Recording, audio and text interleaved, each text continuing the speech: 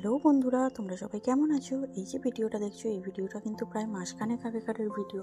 দেখো, এডিট করেছিলাম কিন্তু আপলোড করতেই ভুলে গিয়েছি। তো যাই হোক, এখন দেখতে পাচ্ছি, এখনই সেটা শেয়ার করে দিই তোমাদের সাথে।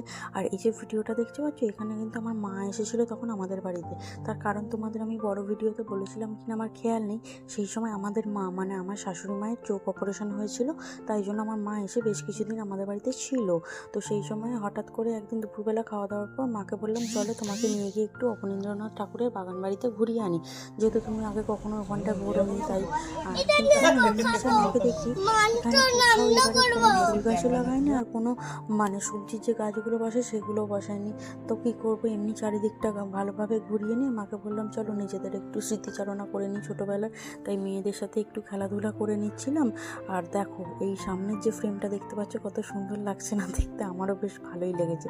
তো দিনটা তো বেশ ভালোই কাটলো। তোমাদের কেমন লাগলো অবশ্যই কমেন্ট